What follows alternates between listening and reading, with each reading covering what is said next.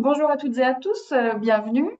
La séance que nous vous proposons aujourd'hui est organisée par l'Agence Livre et Lecture Bourgogne-Franche-Comté, mais elle s'inscrit plus largement dans un cycle de webinaires communs à la Fédération interrégionale du livre et de la lecture, aux structures régionales pour le livre et à la Bibliothèque publique d'information.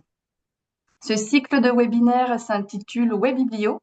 Il s'adresse aux professionnels des bibliothèques et il vous propose des rendez-vous réguliers de 2 heures en visio autour de sujets d'actualité pour le milieu des bibliothèques. Vous pouvez retrouver toute la programmation du premier trimestre 2026 en ligne sur le site internet de la Fédération interrégionale du livre et de la lecture ou sur celui de l'Agence Livre et Lecture Bourgogne-Franche-Comté. Je fais un tout petit rappel technique avant de commencer. Les participants ne peuvent pas intervenir lors de la séance, mais vous pouvez utiliser l'outil questions-réponses qui se trouve en bas de votre écran. Je me chargerai de noter vos questions et soit de les poser au fur et à mesure à l'intervenante, soit de les conserver pour la fin de la présentation.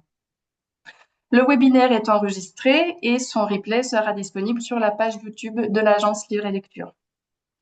Aujourd'hui, donc, nous allons passer 2 heures sur la question des utilisations de l'intelligence artificielle en bibliothèque, en compagnie d'Amel Boudina, qui est avec nous en direct du Canada.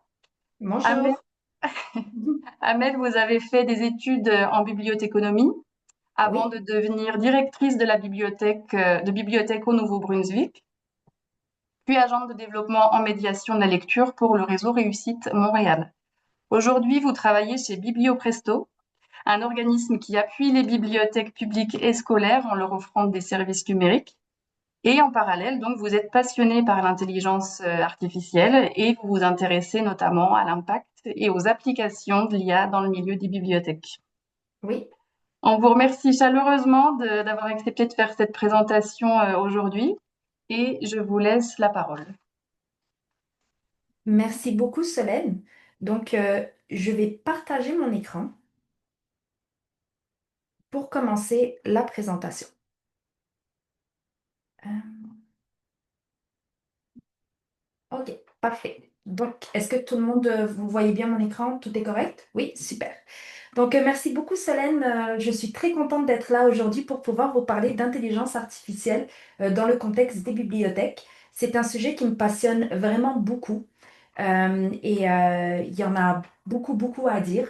C'est sûr que c'est quand même un long webinaire, donc j'ai essayé de garder la présentation euh, quand même assez peut-être interactive et un peu le fun, fait que j'espère que vous allez beaucoup aimer ça, mais surtout j'espère que quand vous allez sortir de ce webinaire, vous allez vous sentir quand même plus outillé et vous allez sentir que l'intelligence artificielle, ben finalement, elle est démystifiée pour vous. Donc j'espère vraiment que c'est ça.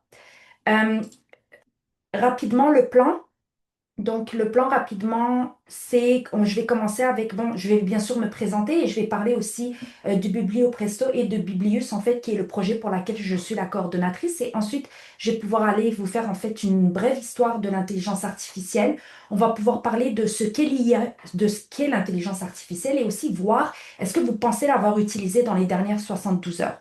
Après, on va voir qu'est-ce que l'IA est et ce qu'elle n'est pas aussi, parce qu'on pense souvent que l'IA est des choses qu'elle n'est pas et pourquoi l'IA est pertinente pour les bibliothèques et comment est-ce qu'on peut l'appliquer en fait des applications actuelles en bibliothèque. Après, on va parler des impacts qui sont des impacts positifs, mais aussi des considérations éthiques et des risques qui peuvent être associés à l'intelligence artificielle. Et je vais terminer avec des recommandations et la conclusion, bien sûr. Donc, les objectifs de la présentation sont vraiment de comprendre en fait ce qu'est l'intelligence artificielle et démystifier les idées reçues, porter un regard critique et nuancé sur son usage en bibliothèque, découvrir des exemples concrets et accessibles pour le quotidien et identifier des outils simples. Et le but avec cet objectif-là, c'est aussi de trouver, en fait, de pouvoir montrer aux bibliothèques des manières qui ne trouvent pas le budget, en fait, d'utiliser l'intelligence artificielle. Et finalement, réfléchir à une intégration responsable et à la médiation auprès du public parce que c'est très, très important. Mais avant de rentrer dans l'intelligence artificielle, qui suis-je? Solène m'a quand même pas mal bien présenter en fait. Donc elle a bien présenté mon parcours et je veux quand même souligner que quand j'étais à Réseau Réussite Montréal, euh, vers 2022, il y a eu la sortie de ChatGPT. Et quand ChatGPT est sorti, j'ai pu voir qu'il y avait un discours qui commençait, qui était un peu inquiétant dans le sens que on voyait que ça pouvait euh, ressortir un peu du manque de compréhension de ce qu'est le travail de bibliothécaire, qui était que ChatGPT va remplacer les bibliothécaires. Et j'ai trouvé ça un peu ridicule parce que moi, je le voyais que, bien au contraire, il rendait le travail des bibliothécaires encore plus pertinent. Donc, je me suis plongée dans ça et c'est devenu vraiment... Déjà, je suis passionnée de technologie et ça, c'est venu rajouter une couche. Et je fais présentement on appelle ça un micro-programme à HEC qui s'appelle l'intelligence artificielle dans la transformation numérique. Donc, j'essaie de concrétiser là cette passion avec un diplôme. Donc, Solène a très bien présenté BiblioPresto. C'est effectivement un organisme à but non lucratif qui appuie les bibliothèques en leur offrant des outils et des services numériques. BiblioPresto au Canada et derrière, au Québec, excusez-moi, et derrière Prénumérique, qui est en fait une plateforme de prêt de livres numériques et de livres audio pour les bibliothèques publiques. Et BiblioPresto a un volet scolaire qui est Biblius et qui est la bibliothèque scolaire numérique. C'est un projet qui a été financé par le ministère de l'Éducation du Québec et je suis la coordonnatrice de ce projet-là. C'est le concept, le même concept que pour Prénumérique, mais associé à la réalité et aux besoins en fait du milieu scolaire et des élèves et du personnel scolaire. Donc maintenant que j'ai pu me présenter, on va pouvoir en fait commencer directement à aller dans le cœur de la conférence avec un historique. Donc, il était une fois, vraiment bien avant même que les ordinateurs existent, bien avant que l'électricité existe, et je dirais même bien avant même l'idée de ce que la technologie peut être, les humains déjà ont commencé à réfléchir et à se dire, est-ce qu'on, si on pouvait créer quelque chose qui pense, qui agit, qui obéit, mais qui est créé par l'homme, en fait. Et on le retrouve beaucoup dans le passé, dans la mythologie grecque, notamment dans la Grèce antique. On raconte que le dieu Héphaïstos fabriquait des serviteurs mécaniques en or qui étaient capables de marcher et de l'aider dans son atelier. Il est aussi derrière la création de Talos, qui est le géant de bronze qui protégeait la Crète. Il est aussi derrière la création des chevaux de Cabéry et bien sûr du chien d'or et d'argent. En Chine, on trouve des récits philosophiques et des histoires qui parlent d'automates qui sont présentés aux empereurs et qui étaient tellement réalistes qu'ils paraissaient même vivants, notamment l'automate de Yanxi. Dans les légendes juives, le golem, qui est fait de terre, a pour mission en fait de protéger la communauté et de faire des tâches en fait pour les gens. Donc, même au-delà de ça, au Moyen Âge et à la Renaissance, les inventeurs construisent des machines qui écrivent, qui jouent de la musique, qui dessinent. Et on voit déjà que le but derrière ça, c'est de permettre à la matière de voir en fait si la matière peut imiter l'intelligence ou du moins imiter des facettes de l'intelligence. Et en fait, qu'ont en commun toutes ces créatures-là que je viens de vous présenter, c'est qu'elles sont toutes des représentations anciennes d'êtres artificiels qui ont été créés par l'homme ou qui ont été créés par un créateur divin, en fait, comme étant le dieu Héphaïstos. Et leur but, c'est d'imiter le vivant, d'accomplir des fonctions précises et d'agir de manière autonome. Donc, ils incarnent vraiment les premières tentatives de l'humanité à penser l'intelligence artificielle. Et à chaque idée, à chaque époque, excusez-moi, on retrouve quand même la même idée. C'est comment est-ce qu'on peut donner à un objet qui est fabriqué par l'homme une forme d'autonomie, de rôle et parfois même, si possible, de raison. Donc, quand on voit ça, qu'est-ce qu'on voit? C'est qu'on voit que l'intelligence artificielle, en fait, elle n'est pas née d'hier. Elle se présentait sous des formes différentes et sous des idées différentes, parce que l'idée même de technologie n'existait pas encore. Donc, ce qui est nouveau, c'est pas l'idée de l'IA, mais ce qui est nouveau, c'est que pour la première fois dans l'histoire, ce rêve-là, cette idée-là commence à se concrétiser. Donc, la prochaine diapo, c'est un outil en fait qui vous permet de répondre à des questions et on va pouvoir voir vos réponses en direct. Il va avoir un code QR et lorsque vous scannez le code QR, ça vous dit ici, vous pouvez choisir continuer as guest, qui veut dire continuer en tant qu'invité. Et j'ai oublié de le mentionner au début de la présentation, mais ça se peut que vous ayez besoin de votre téléphone pour ça. Si jamais vous n'êtes pas à l'aise de le faire, vous pouvez simplement répondre dans le chat à la question. Donc, selon vous, est-ce que l'IA comprend ce qu'elle produit? Donc, si possible, j'aimerais ça vous entendre, ben, en fait, vous lire, vous lire dans le contexte actuel.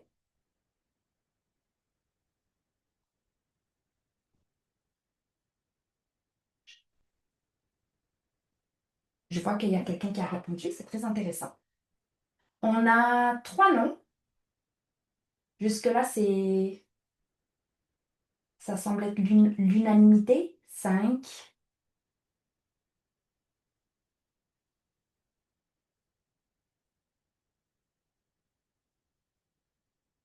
Bon, je vois que non est à l'unanimité. Ah, on a un oui. Ok, ok, parfait. Donc, je vais fermer, je vais fermer le pot. Je vois que, ok, super. Ah, on a 2 oui. Il y a quelqu'un qui a répondu oui. Une deuxième personne.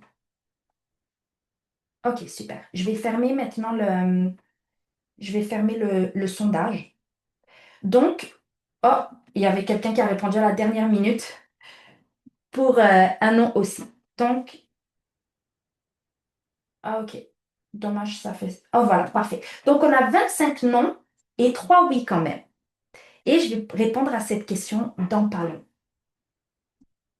Avant d'y répondre, j'aimerais ça qu'on se pose la question quand même en termes d'intelligence artificielle, que représentent ces êtres mythologiques ou religieux? Et pour le comprendre, il faut déjà comprendre les types d'intelligence réfléchis selon l'intelligence. Parce que l'intelligence artificielle peut être réfléchie selon le type d'intelligence et peut être aussi réfléchie selon le type de technologie.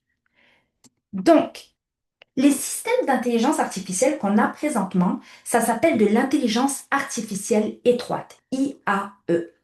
Et ces systèmes-là, en fait, ne comprennent pas réellement ce qu'ils font. Donc, ceux qui ont répondu non, vous aviez raison, effectivement, ils ne comprennent pas.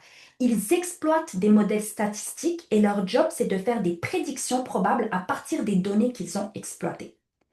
Et c'est tous ces êtres-là mythologiques qu'on a vus, ces êtres-là qui étaient dans des histoires, dans des récits philosophiques, c'est exactement ça qu'ils représentent. Ils représentent de l'IAE, de l'intelligence artificielle étroite, parce qu'ils n'étaient pas capables de raisonner. Ils ne comprenaient pas qu'est-ce qu'ils faisaient, ils devaient appliquer des tâches.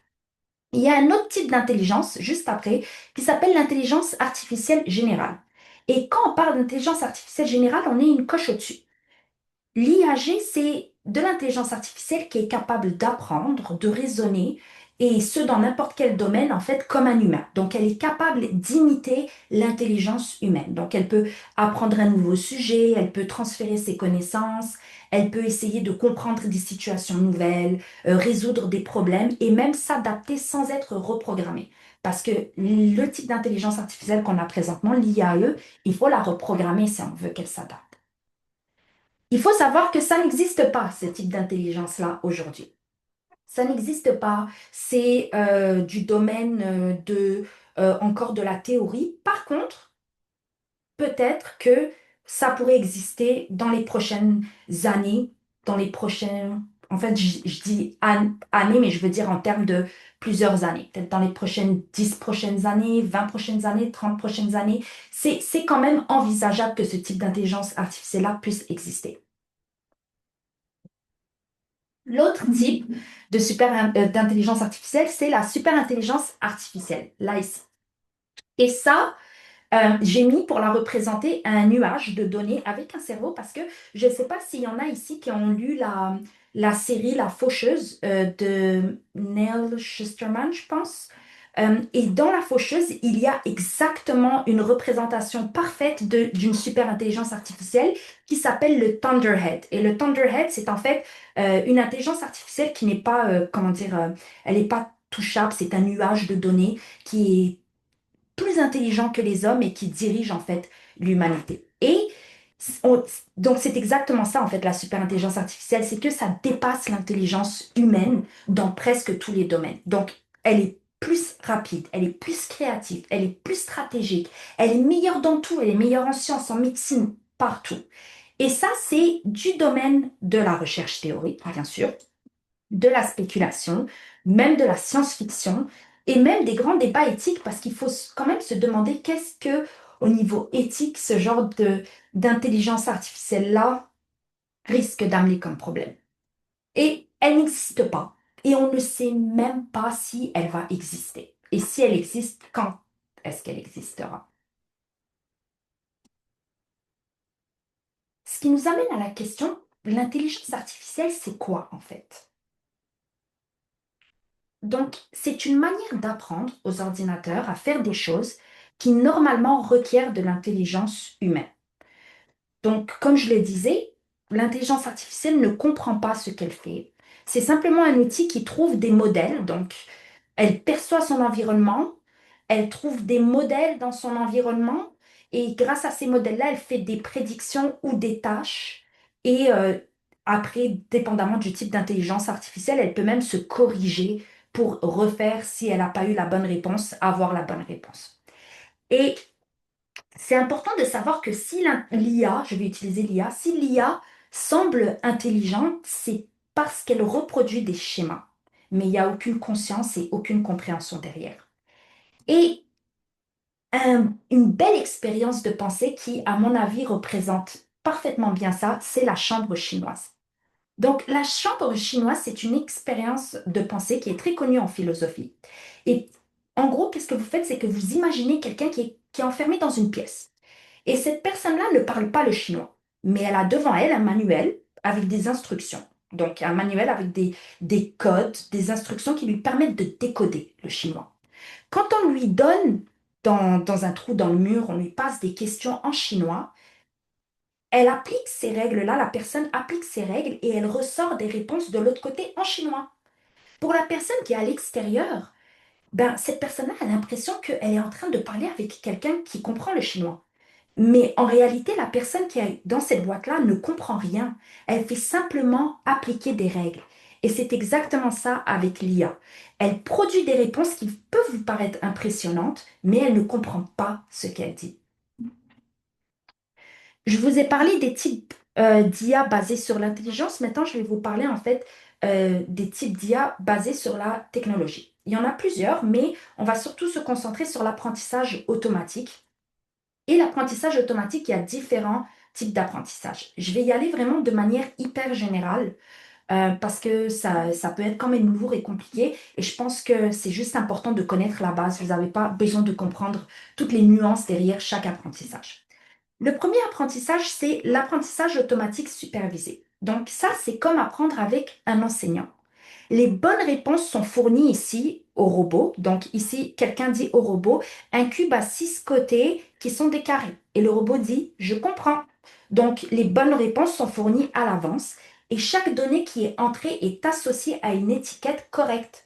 Donc l'algorithme apprend à produire cette étiquette à partir d'exemples et c'est l'humain qui joue le rôle de superviseur. Donc c'est pour ça qu'on appelle ça l'apprentissage automatique supervisé.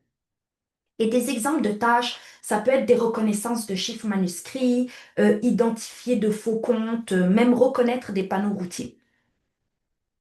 L'apprentissage non supervisé, là, on est en train de parler d'un apprentissage par exploration. Donc, la machine reçoit des données sans étiquette et elle tente de trouver des modèles, des structures ou bien des groupes similaires. On lui fournit aucune bonne réponse. Comme on le voit ici, le robot a des cubes et il a des cylindres et il dit, oh, ça ressemble à des groupes. Il met les cylindres ensemble, il met les cubes ensemble et il dit, ça ressemble à des groupes. Et un exemple qui peut être utilisé, en fait, un exemple qui peut bien montrer ça, c'est, mettons, regrouper des clients selon leur comportement d'achat, les groupes, en fait, des groupes qui sont créés par l'algorithme. Et en fait, il y a quelque chose qui s'appelle aussi le data mining, je pense, qui utilise ça. Donc, c'est être capable de comprendre, OK, toutes ces utilisateurs-là, tous ces clients-là, ils ont tendance à aller acheter, mettons, telle sorte de sauce tomate. Donc, l'apprentissage automatique non supervisé peut être utilisé dans ce genre de technique-là. L'autre type d'apprentissage, c'est l'apprentissage automatique par renforcement ou simplement l'apprentissage par renforcement. Et ça, c'est vraiment comme apprendre par essai et erreur avec un retour qui est différé, en fait. Donc là, on a un agent, c'est comme ça qu'on appelle une intelligence artificielle, un agent, et dans ce cas-là, le robot, qui est dans un environnement et les décisions que cet agent-là prend sont évaluées comme étant bonnes ou mauvaises et parfois le retour n'est pas connu, en fait, n'est connu qu'à la fin. Donc, c'est pas tout de suite le retour. Et l'intelligence artificielle s'adapte. Donc, il a donné une mauvaise réponse. On lui dit, ah non, ça c'est la mauvaise réponse. Et là, il va s'adapter pour cette fois-ci donner l'autre bonne réponse. C'est utilisé notamment dans la conduite autonome. Et c'est intéressant quand même parce que ChatGPT est un ensemble de ces trois types d'apprentissage. Donc, ChatGPT a, a, a d'abord commencé avec de l'apprentissage automatique supervisé parce qu'on lui a donné des données, on lui a donné des étiquettes en fait. Puis, il y a eu aussi de l'apprentissage automatique non supervisé et aussi de l'apprentissage par renforcement où est-ce que quelqu'un parlait avec ChatGPT et disait si les réponses étaient bonnes ou pas. Donc, c'est quand même assez intéressant. Une brève histoire de l'intelligence artificielle. Donc, je l'ai dit tantôt, quand j'ai commencé, l'intelligence artificielle est vraiment un vieux rêve de l'humanité. Mais dans les années 1800, on a commencé à avoir des premiers essais. Donc, dans les années 1800, il y a l'ingénieur anglais du nom de Charles Babbage qui a créé le premier ordinateur au monde, la machine analytique. Et le concept était quand même assez simple. On nourrit la machine avec des cartes perforées, excusez-moi, et ces cartes perforées-là agissent comme des programmes. Et la machine fournit une réponse imprimée. Généralement, les questions étaient vraiment d'ordre mathématique. Malheureusement, à cause que Monsieur Babbage manquait de fonds, il n'a pas vraiment pu finaliser le projet. Mais la théorie était là, il y a eu comment on appelle ça, des projets pilotes qui ont bien fonctionné, mais ça n'a pas pu être commercialisé au-delà, bien sûr, d'un simple projet. Dans les années 50, il y a un homme que je pense que quand je vais dire son nom, je pense que quand même pas mal de monde le connaissent, qui s'appelle Alan Turing. Alan Turing a publié un article qui s'appelle Les ordinateurs et l'intelligence. Et dans cet article, il a proposé le très célèbre test de Turing. Ce test-là permet de déterminer si une machine peut imiter le comportement humain. Et la manière que ça fonctionne, c'est qu'il y a un évaluateur qui est dans ce cas-là la personne C, qui converse par texte avec un ordinateur et un humain. Elle ne les voit pas, elle ne sait pas qui est l'ordinateur, elle ne sait pas qui est l'humain. Et à la fin, l'évaluateur doit déterminer qui est l'ordinateur et qui est l'humain, en fait. C'est ça l'objectif. Et s'il n'arrive pas, cela veut dire que la machine est capable d'imiter l'humain. C'était ça, en fait, l'idée derrière ce test-là. Les années 50 et les années 60 sont vraiment qu'est-ce qu'on appelle l'âge d'or de l'intelligence artificielle. Il y a eu la création de plusieurs systèmes. Il y a eu Logic Theorist ou bien ELIZA qui a été le premier vrai chatbot. Et ELIZA, c'est très intéressant parce que ELIZA simulait un psychothérapeute en fait. Et la manière dont elle faisait ça, c'est qu'elle repérait des mots-clés dans ce que l'utilisateur écrivait et elle utilisait des règles déjà toutes préparées pour pouvoir reformuler des phrases et donner l'illusion d'une conversation. Donc on est dans l'illusion, on n'est pas dans une vraie conversation. Dans les années 80, on a créé les premiers systèmes d'experts. Donc le but, c'était de faire des programmes qui reproduisent en fait la façon de réfléchir d'un expert dans un domaine précis. Ils étaient beaucoup utilisés dans la médecine ou dans l'ingénierie. On leur donnait beaucoup de règles du type si ceci, alors cela. et la machine appliquait en fait ces règles-là, puis elle proposait des décisions ou des diagnostics. Donc, c'était pas vraiment de l'intelligence au sens humain, mais dans des cadres qui étaient bien définis, c'était très très utile. On évolue. Donc, plus les années avancent, plus les décennies avancent, plus l'intelligence artificielle commence à prendre des formes différentes. En 95, il y a un autre chatbot qui voit le jour qui s'appelle Alice. Et comme Elisa, Alice, elle ne comprenait pas vraiment qu'est-ce qu'elle disait en fait. Le chatbot, il fonctionnait avec des grandes bases de phrases et de règles pour répondre. Et ça donnait bien sûr de meilleures illusions de dialogue que Elisa, mais ça restait quand même basé sur des réponses qui étaient programmées. En 1996, IBM a créé un ordinateur qui s'appelle Deep Blue.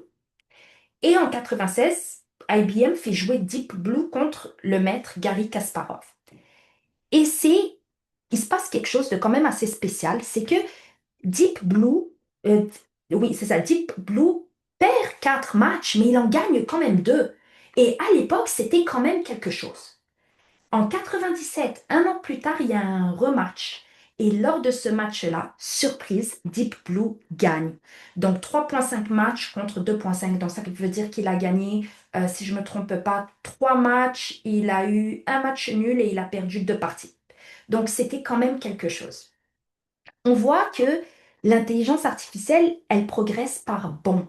Parce que dans les années 2000, ce qui n'est pas très loin de 96 et 97, on voit l'apparition de l'intelligence artificielle dans le quotidien des gens, avec les robots aspirateurs comme le Roomba, qui est le premier robot aspirateur, et avec les assistants vocaux comme Siri et compagnie. Donc, vraiment, l'intelligence artificielle, elle progresse par bond, en fait. On passe du dialogue à la performance, puis maintenant à l'usage quotidien. Et l'IA d'aujourd'hui, Euh, ça n'a pas commencé en 2022 avec OpenAI, ça a commencé avant parce que des années 2010 à aujourd'hui, on vit dans qu'est-ce qu'on appelle l'explosion de l'intelligence artificielle. Il y a eu un type d'intelligence artificielle qui s'appelle le deep learning, qui est une branche de l'apprentissage automatique, qui permet d'aller au-delà de fonctions de simplement classer, regrouper, etc. On tombe dans des fonctions qui peuvent vraiment aider dans le quotidien des gens. Et aujourd'hui, on peut dire que l'IA est pas mal partout en fait. En 2022, bien sûr, OpenAI met à la disposition du public ChatGPT et ça a été un bond tout à fait énorme en fait.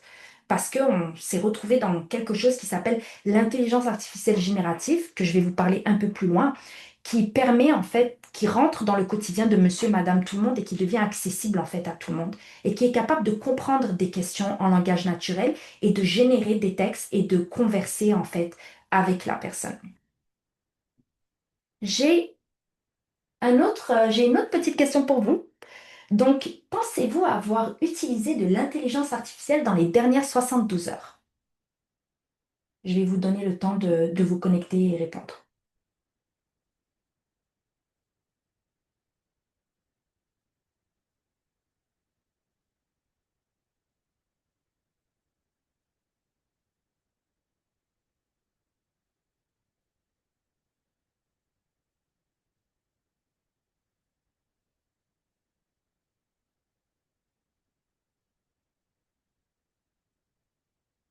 Donc, ouais, voilà, ça commence à apparaître. On a plusieurs réponses dans le chat, Oui, Amélie. est-ce que vous pouvez me les donner? Alors, deux non et trois oui. 2 non et 3 oui, super. Ici, on a beaucoup, beaucoup de oui aussi. On a un non. Ah, il y a de plus en plus de non.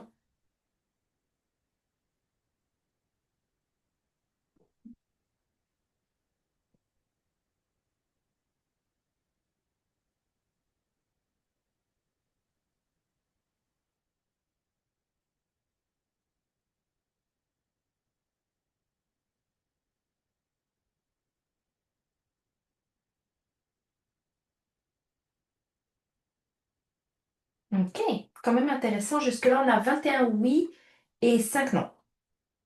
Est-ce que le nombre de oui et de non a changé dans le chat, Solène, ou bien c'est resté pas mal la même chose? On a quatre non en plus et un oui. Très intéressant. Super. Donc, on a quand même pas mal de... Oh, le monde continue de répondre, c'est super.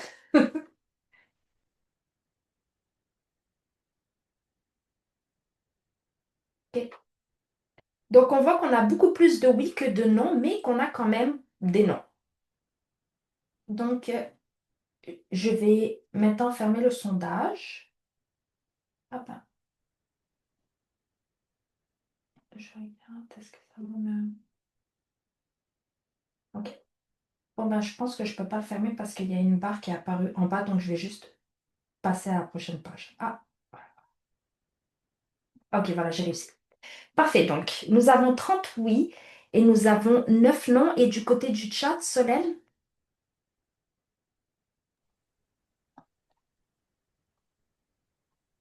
On a, je dirais, alors, tac, tac, on a 7 oui et 4 non. ok, super, très intéressant. Alors, bon, si vous avez répondu non et que lors des dernières 72 heures, vous avez utilisé Google Maps, vous avez utilisé un système d'assistant comme Siri, Alexa ou Google Home, vous avez utilisé l'autocorrect, vous avez utilisé le chargement adaptatif de votre téléphone le soir quand vous le mettez à la charge et qu'il détecte quelles sont vos habitudes pour essayer de conserver la santé de votre batterie. Vous êtes allé sur Netflix et vous avez regardé un film. Vous êtes allé sur TikTok. Vous avez utilisé la reconnaissance faciale de votre téléphone pour ouvrir votre téléphone. Et vous êtes allé sur Spotify pour écouter de la musique. Eh bien, j'ai une mauvaise nouvelle pour vous. Vous avez utilisé l'intelligence artificielle. Le fait est que l'IA est partout et elle est présente dans chaque instance de notre société. Et malheureusement, on ne peut rien y faire sauf aller vivre en ermite et en marge de la société.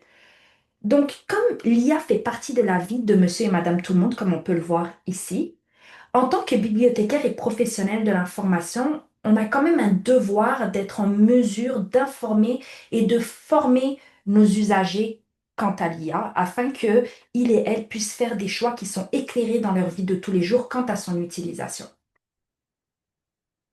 Et j'aime beaucoup, beaucoup cette question-là parce que ça me permet en fait de montrer que finalement l'intelligence artificielle, elle prend d'autres formes. Les gens ont tendance à croire que c'est ChatGPT, mais ce n'est pas juste ChatGPT. L'intelligence artificielle prend différentes formes et elle se retrouve dans différentes sphères de votre vie. Ce qui nous amène à nous dire qu'est-ce qu'il y a, mais aussi qu'est-ce qu'elle n'est pas.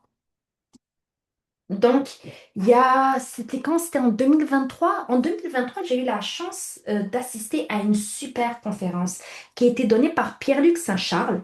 Pierre-Luc Saint-Charles est un scientifique qui travaille pour MILA, qui est l'Institut québécois d'intelligence artificielle. Et lors de cette conférence-là, il nous expliquait que les scientifiques n'aimaient pas du tout l'utilisation du terme intelligence artificielle.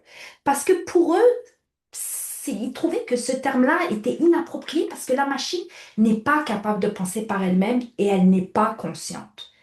Alors, dans le jargon scientifique, on parle plutôt d'apprentissage automatique, comme je vous l'avais dit, ou d'intelligence computationnelle. Et ce que j'ai souligné dans cet article-là, je vais vous le traduire. La partie qui est soulignée, ça dit, en tant qu'informaticien, Jaron Lanier a récemment écrit dans un article pour The New Yorker, je n'aime pas le terme IA. En fait, je pense qu'il est trompeur, peut-être même un peu dangereux. Cependant, par souci de conformité, on va continuer d'appeler ça l'IA dans le cadre de cette conférence. Et on entend beaucoup de choses sur l'IA qui sont souvent très impressionnantes et parfois même inquiétantes. Mais il faut savoir que l'IA n'est pas consciente et pas intelligente comme un humain. Je l'ai dit et je le redis pour que les gens le comprennent bien. Elle ne comprend pas, elle ne pense pas, elle n'a pas d'intention. Qu'est-ce qu'elle fait? C'est qu'elle calcule des probabilités à partir des données humaines.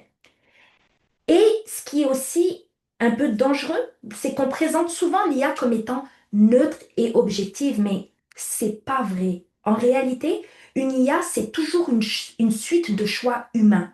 L'IA, elle reproduit ce qu'on lui montre. Ce qu'on ne lui montre pas, elle ne le reproduit pas. Ce qu'on veut qu'elle optimise, est-ce qu'on accepte qu'elle ignore? C'est l'humain qui décide de ce que l'intelligence artificielle va produire. Et aussi, elle n'est pas infaillible. Elle peut se tromper. Et on va en parler un peu tantôt, mais par exemple, ChatGPT a tendance à halluciner. Et quand on travaille en bibliothèque, on est quand même directement concerné par ça. Parce que nos métiers touchent à l'information, ils touchent à la culture, ils touchent à l'accès au savoir et aussi ils touchent à différents publics. Donc, pour moi, c'est clair que notre rôle devient encore plus central. Et j'ai une autre question pour vous. Je vous fais travailler aujourd'hui. Selon vous, pourquoi l'intelligence artificielle est pertinente pour les bibliothèques? Donc, j'aimerais ça savoir qu'est-ce que vous, en tant que bibliothécaire et professionnel de l'information, vous pensez en fait. Pourquoi est-ce que pour vous, c'est quoi qui est pertinent au niveau de l'IA pour les bibliothèques? Et vous pouvez répondre aussi, bien sûr, dans le chat.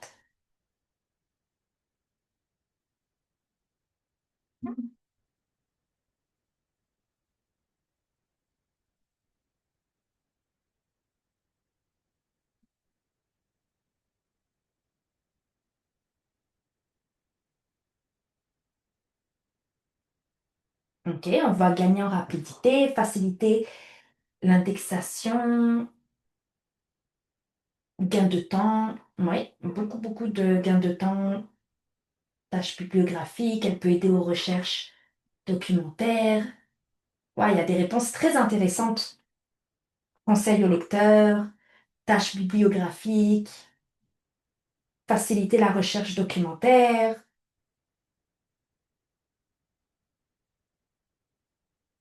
Hmm,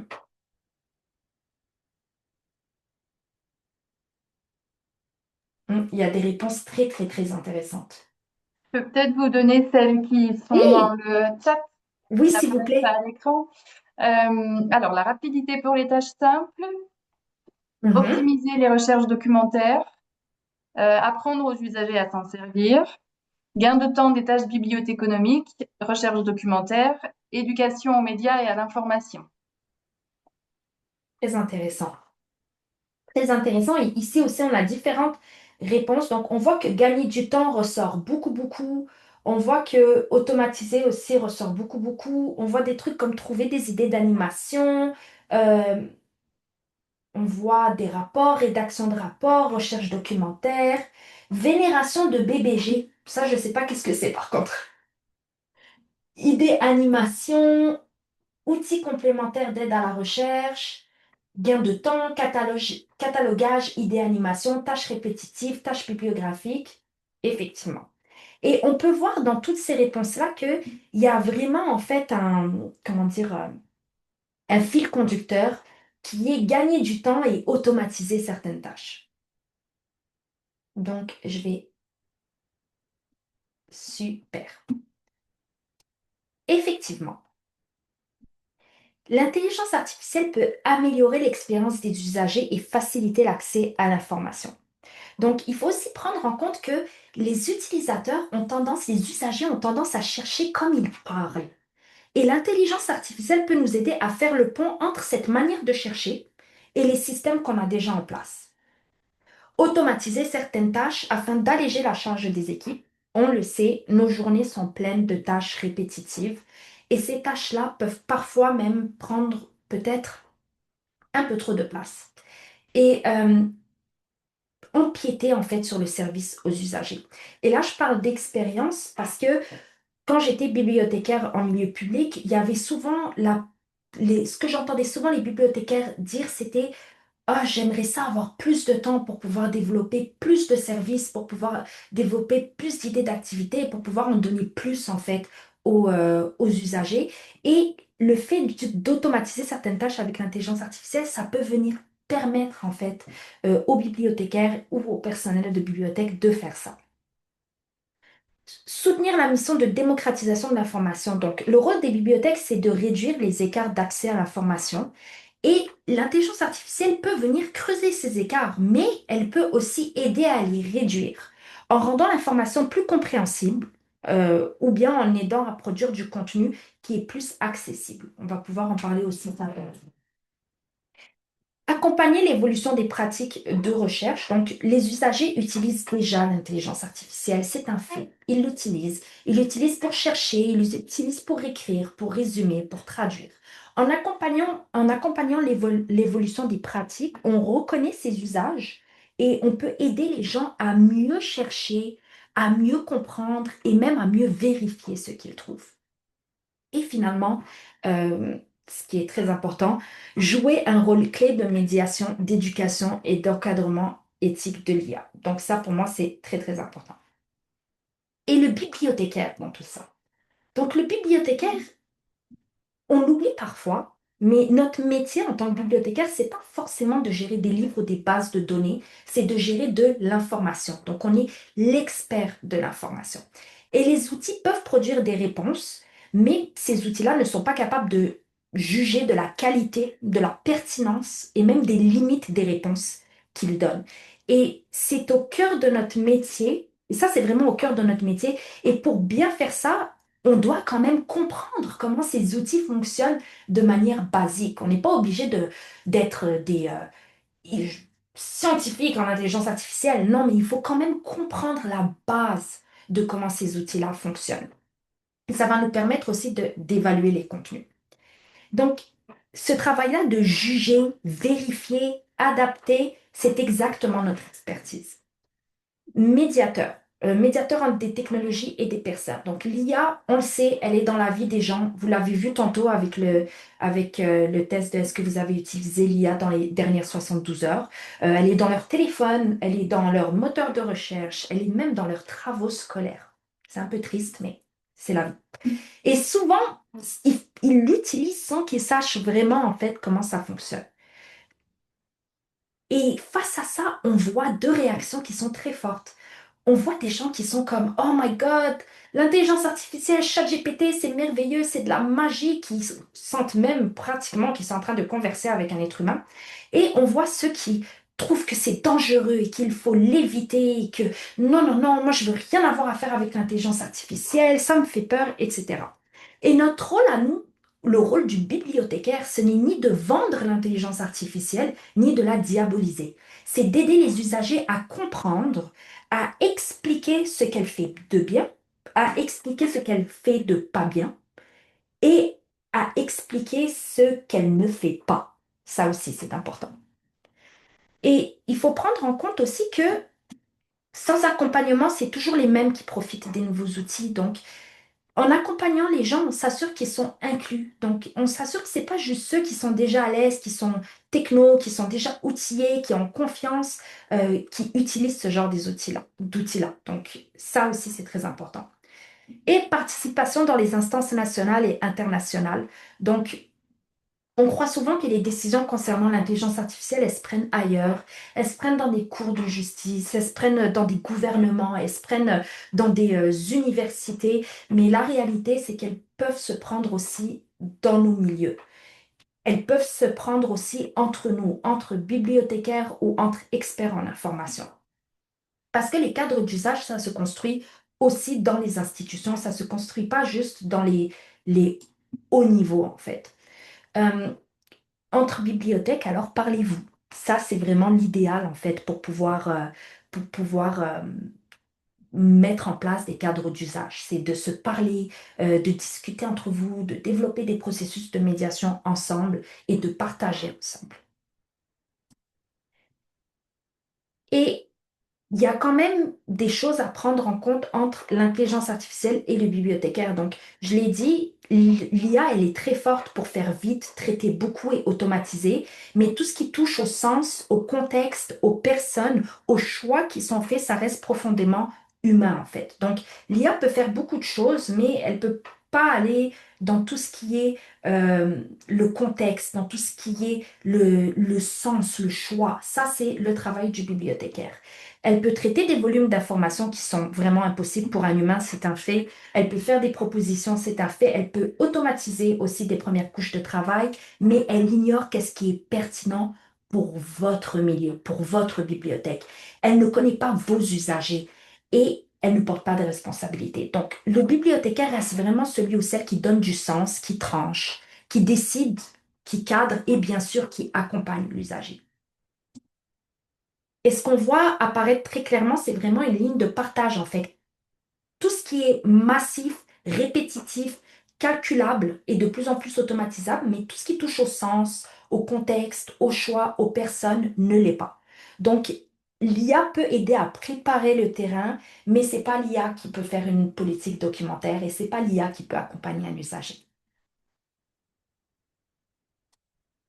On a parlé de l'intelligence artificielle, on a vu un peu son histoire, on a vu qu'est-ce qu'elle est, qu'est-ce qu'elle n'est pas, on a vu où est-ce que le bibliothécaire et où est-ce que les bibliothèques se placent par rapport à ça. Et maintenant, je voudrais voir avec vous des applications actuelles de l'intelligence artificielle en bibliothèque parce que plusieurs bibliothèques intègrent déjà l'IA dans leurs services, en plus de faire de la médiation sur le sujet. Donc, où se retrouve l'IA? Elle se retrouve en fait dans toutes les tranches en fait.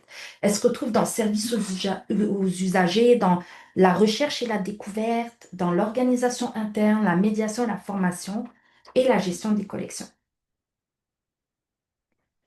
Service aux usagers, ici au Canada et aux États-Unis, on a un outil vraiment super cool qui s'appelle Libby. Libby est une application sur téléphone qui nous permet d'emprunter des livres numériques anglophones. Malheureusement, c'est pas en français. En français, c'est très numérique. Mais ce qui est très intéressant, c'est que Libby a en fait, bon, elle permet, comme je disais, d'emprunter des livres numériques et aussi d'écouter des livres audio, donc de les emprunter, de les écouter. Et Overdrive, qui est derrière Libby, a introduit une fonctionnalité qui s'appelle Inspire Me, Inspire-moi, qui repose vraiment sur l'intelligence artificielle pour aider les usagers à découvrir des livres dans leur catalogue numérique, en fait, dans le catalogue numérique de leur bibliothèque. Et ça, c'est vraiment super ici. Comme on peut voir ici, inspire-moi avec de la fiction. On peut choisir si on veut de la fiction, non fiction, pour adultes, qui est, et là, on peut choisir des tags, en fait. Et suite à ça, Libby va proposer à l'usager des livres qui répondent, en fait, à cette demande-là. Rex. Rex est un chatbot d'IA de l'Université de Calgary qui est disponible 24 heures sur 24, 7 jours sur 7. Et Rex aide les étudiants de l'Université de Calgary en répondant automatiquement à leurs questions, que ce soit sur l'admission, l'inscription et d'autres sujets universitaires. Au niveau de la recherche et de la découvrabilité, on a ici plusieurs outils qui sont surtout utilisés en bibliothèque universitaire comme ILCIT, Cite, Consensus, Semantic Scholar ou Connected Papers. Et eux, ils utilisent l'IA afin de faire une première exploration rapide. Et ensuite, ils peuvent en fait aider à repérer des articles pertinents autour d'un sujet, résumer rapidement un article, faire ressortir des thèmes récurrents, voir comment les articles sont reliés entre eux et aussi identifier les travaux qui sont les plus cités ou les plus proches d'une question. Gallica Snoop. Donc, Gallica Snoop, j'ai essayé d'aller chercher l'information, je ne l'ai pas trouvé, je ne sais pas, à un moment donné, c'était un projet, je ne sais pas si ce projet-là a été concrétisé, mais reste que c'était un projet, donc même s'il n'a pas été concrétisé, je trouve que c'est quand même important d'en parler. Donc, c'était un outil expérimental de la BNF, en fait, qui permet d'explorer les collections de Gallica par l'image plutôt que seulement par des mots-clés. Donc, Gallica Snoop utilise de l'IA pour analyser le contenu visuel des images et retrouver automatiquement des documents qui sont similaires. Donc, ils se basent sur les formes, sur les motifs, sur les scènes, sur les objets. Et en gros, qu'est-ce que Gallica Snoop permet? Il permet de partir d'une image pour découvrir d'autres documents proches dans les millions d'images qui sont numérisées. Au niveau des gestions des collections, on a OCLC qui utilise l'IA pour analyser des millions de notices et proposer automatiquement des suggestions de catalogage, comme mettons des indices de classification et des vedettes matières. Ça, c'est une super utilisation de l'intelligence artificielle parce que le catalogage, c'est vraiment un aspect de la bibliothéconomie qui peut prendre du temps, qui peut être lourd. Donc, pouvoir automatiser ça, c'est vraiment très, très bien. Et OCLC c'est assurer de pouvoir répondre à ce besoin-là. Et en fait, l'IA qu'ils ont développé, les outils d'IA qu'ils ont introduits servent à repérer des similarités entre des documents et à suggérer des métadonnées cohérentes à partir des notices existantes. Donc, ça améliore le catalogage et ça améliore aussi l'uniformité et la qualité des données. Gallica Image, c'est un projet encore de la BNF qui utilise l'IA pour repérer et extraire automatiquement les images présentes dans les documents numérisés. Donc, ça permet de créer des informations descriptives et d'enrichir les collections sans dépouillement manuel massif. Du point de vue de la gestion des collections, ça rend les fonds iconographiques beaucoup plus faciles à organiser, à exploiter et à valoriser. Donc, c'est quand même un outil très, très intéressant. Au niveau de la médiation et de la formation, j'ai plusieurs choses à vous présenter. Tout d'abord, l'atelier sur l'intelligence artificielle de la Fabricathèque du Sud-Ouest, des bibliothèques de Montréal. Ça, je le garde parce que je l'ai dans mon cœur, parce que quand j'ai commencé à donner des conférences sur l'application de l'intelligence artificielle en bibliothèque, je ne trouvais pratiquement aucune activité de médiation de l'IA en bibliothèque. C'était très difficile à trouver.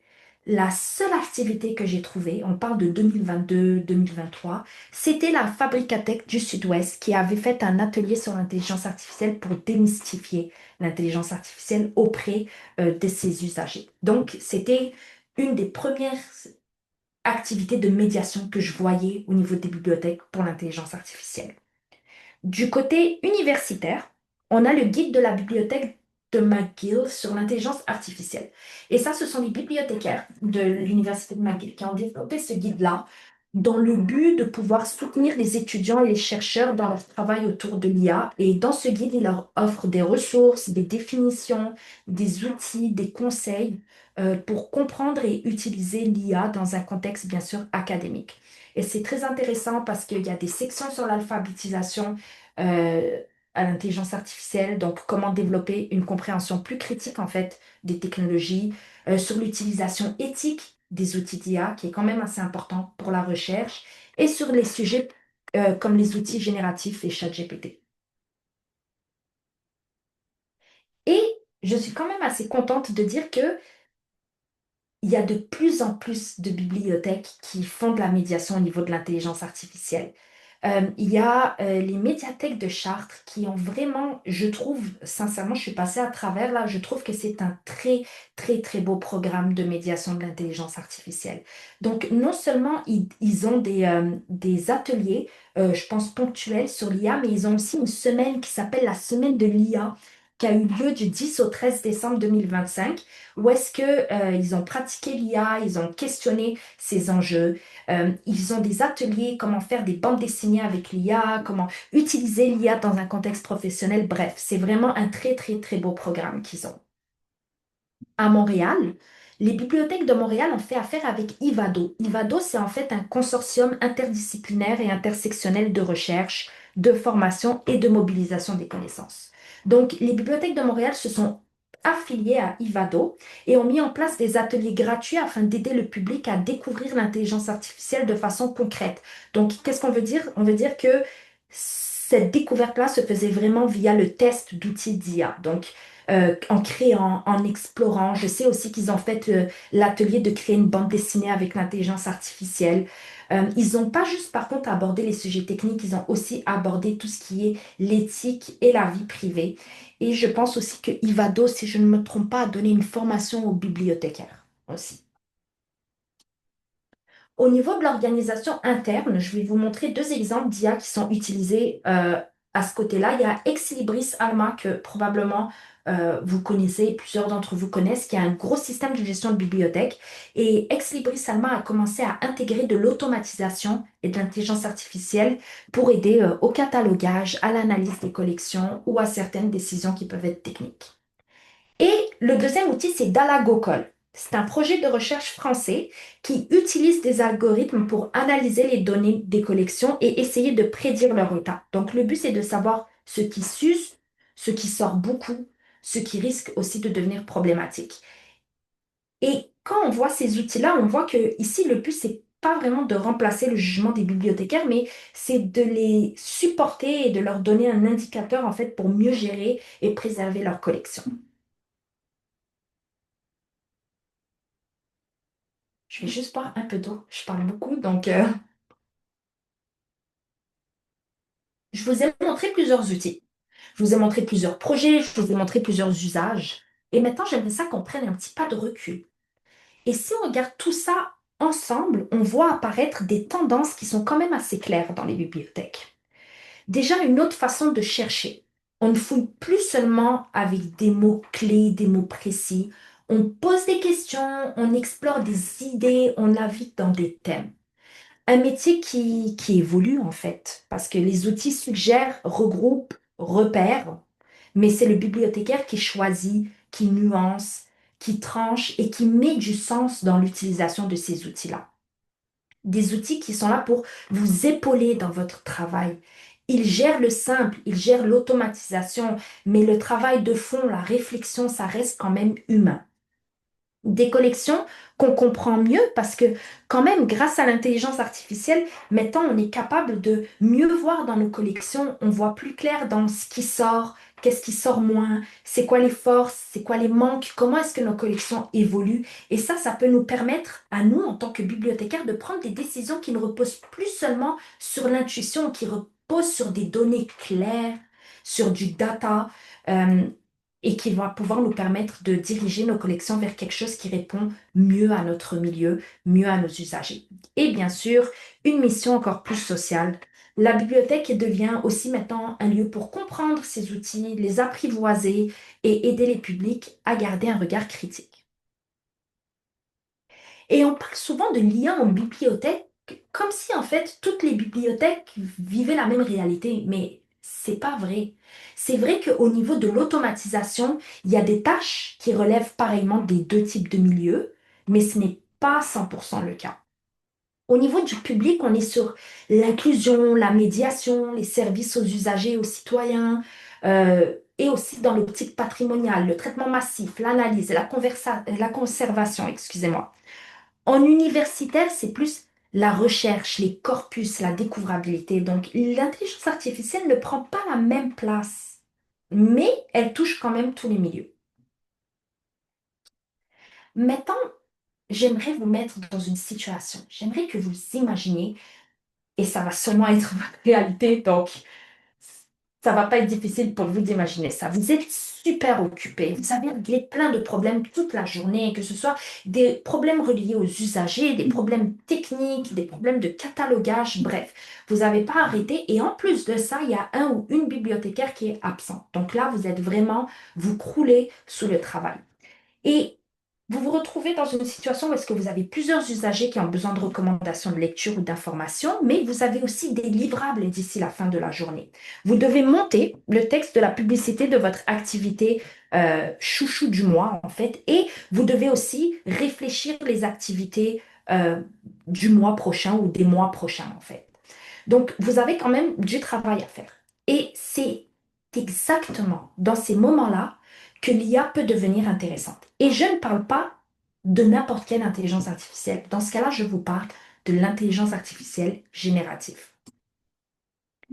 Et là, on tombe dans le sujet que je trouve le plus intéressant, qui est comment ChatGPT ou tout autre IA génératif peut être intégré aux bibliothèques. Donc, c'est quoi de l'IA générative? C'est un type d'intelligence artificielle qui est capable de créer du contenu, en fait, nouveau contenu, qui soit soit du texte, de l'image ou des sons, en s'inspirant de ce qu'elle a appris à partir de grandes quantités de données existantes. Donc, ChatGPT, il a été entraîné avec énormément de données, et on va en parler un peu tantôt parce que ça ramène aussi des considérations éthiques.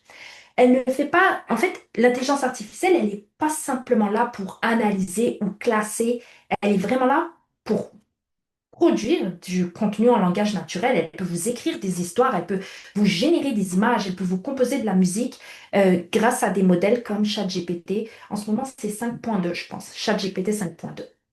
Il faut savoir qu'il y a une version gratuite et il y a une version payante. Et la version gratuite est moins performante que la version payante. Par contre, la version payante, elle est quand même assez abordable. Si je ne me trompe pas, c'est autour de 20 € par mois et c'est quand même assez facile de se faire un compte courriel pour la bibliothèque, partagé en tous les bibliothécaires et d'utiliser ce compte courriel-là pour, en fait, utiliser ChatGPT. Donc, tous les bibliothécaires peuvent l'utiliser. Donc, c'est quand même très low budget pour 20 € par mois.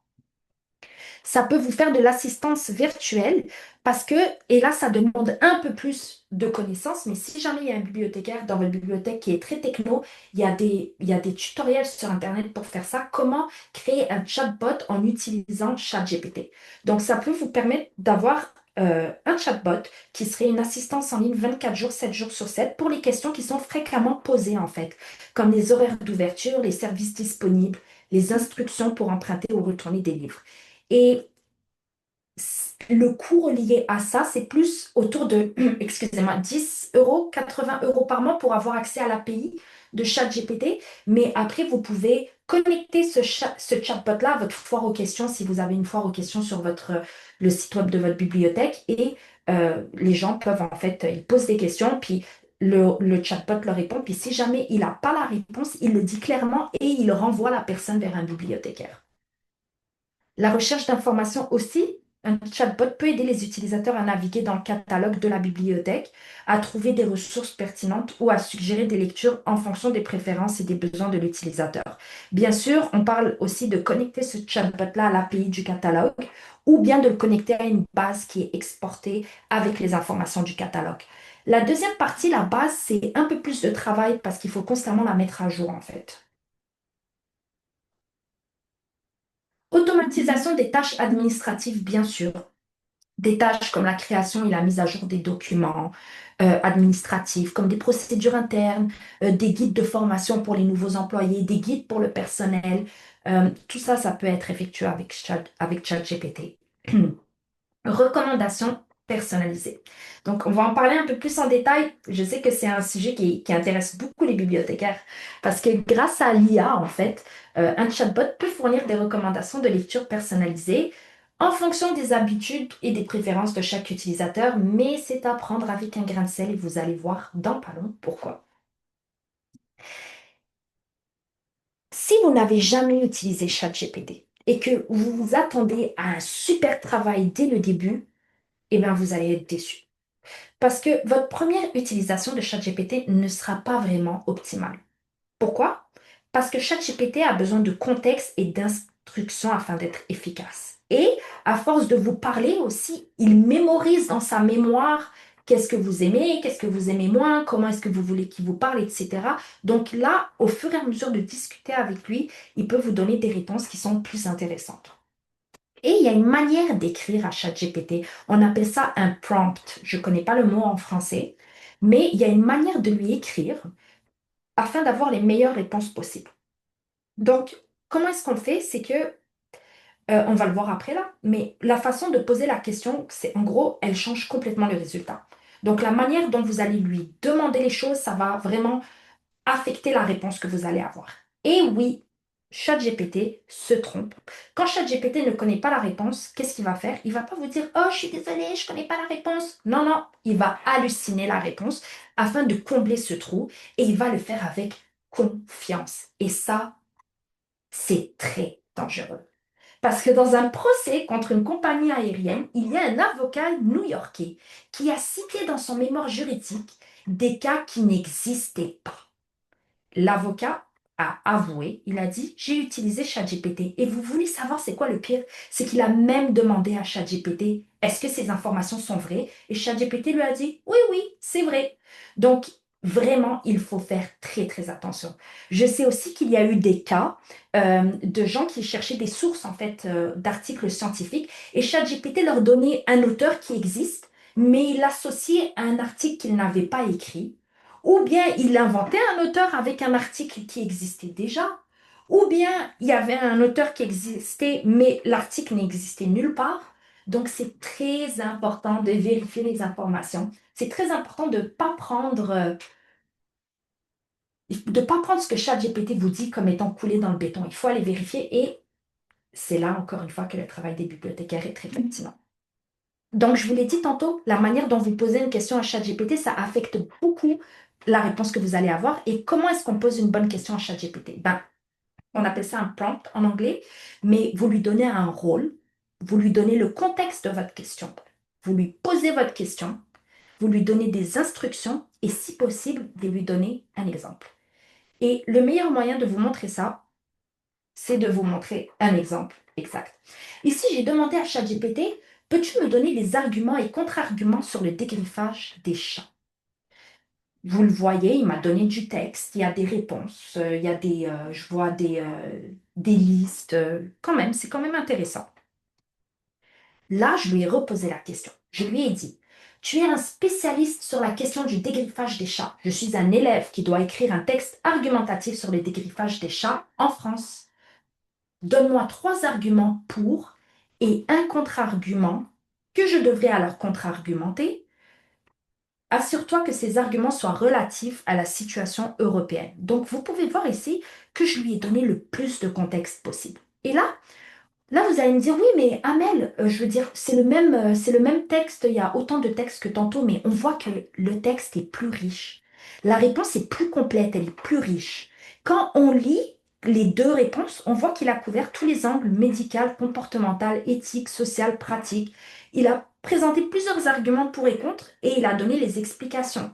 La réponse est plus nuancée et pédagogique que l'autre réponse parce que il sait qu'il est en train de parler à un élève et il sait qu'il est en train de parler dans un contexte scolaire.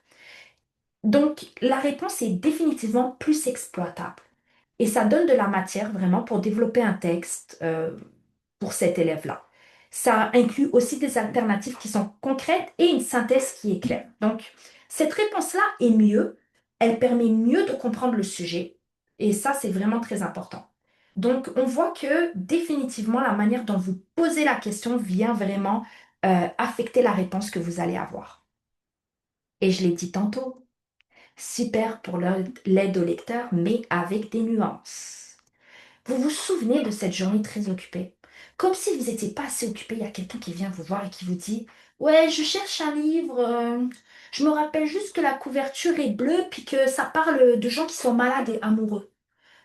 Hey, bonne chance pour trouver ça. Vous faites votre entrevue de référence et suite à votre entrevue de référence, vous sortez plus d'informations. Et là, vous vous tournez vers ChatGPT. Tu es un bibliothécaire en pleine entrevue de référence avec un usager qui cherche un livre en particulier.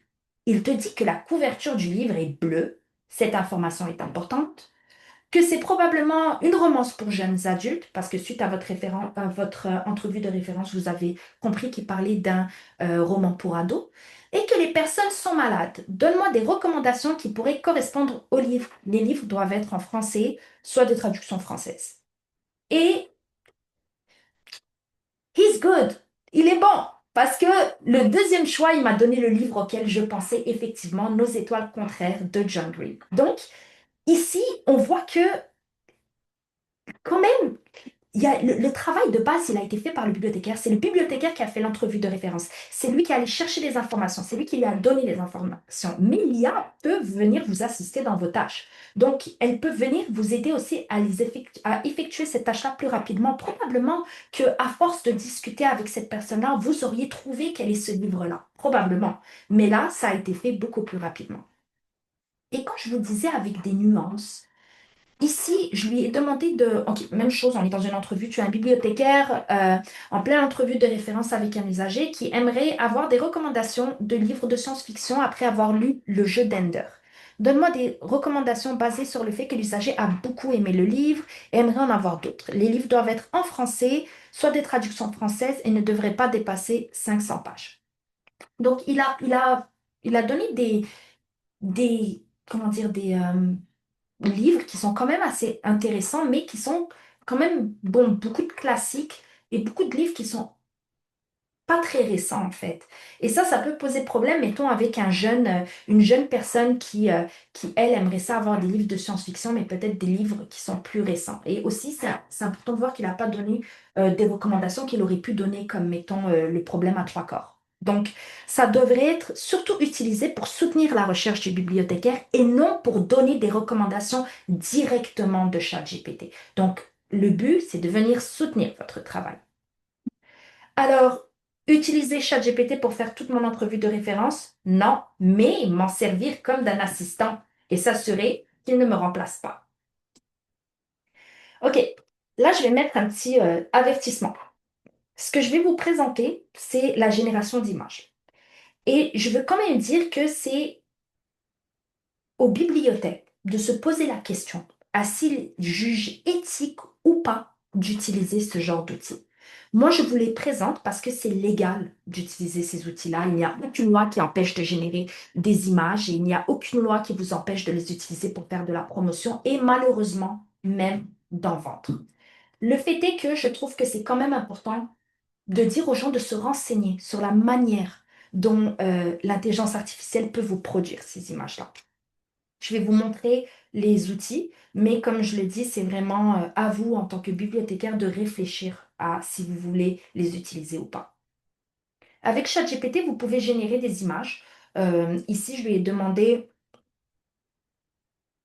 je lui ai dit de me générer une image pour faire la promotion, la publicité de mon club de lecture. Il m'a généré une image. On voit ici quand même, on est quand même capable de reconnaître que c'est une image générée par l'intelligence artificielle.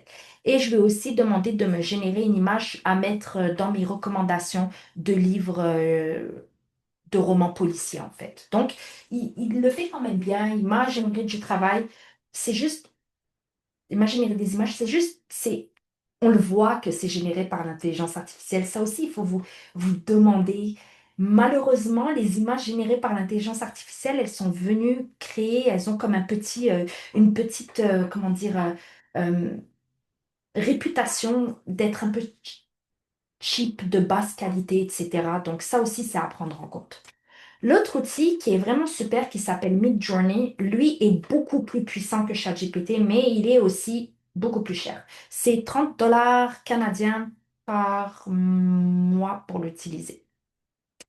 Donc, en comprenant 30, même, je dirais même 40, bref, en tout cas, il est plus cher.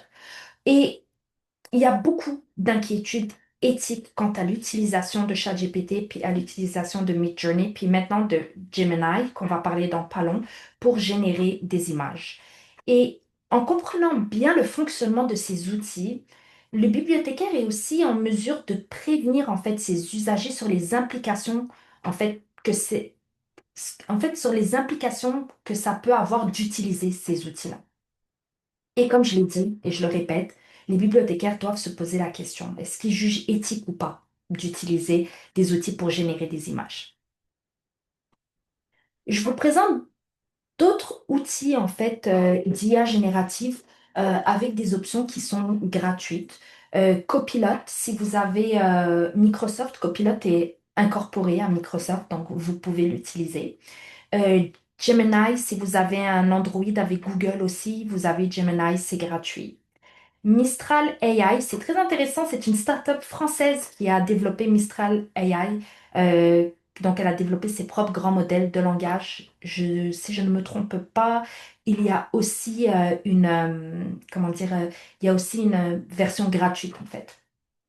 Et Canva, avec Canva, même la version gratuite, vous pouvez générer gratuitement des images, du texte, retoucher des photos ou bien générer rapidement des designs.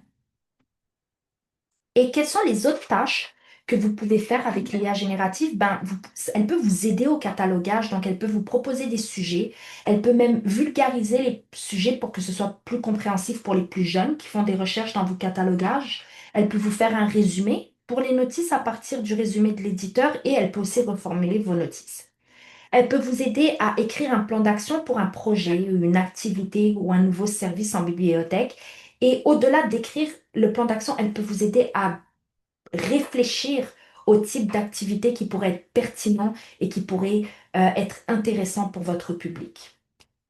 Elle peut aussi aider à l'accessibilité des contenus et ça, c'est quand même très, très intéressant.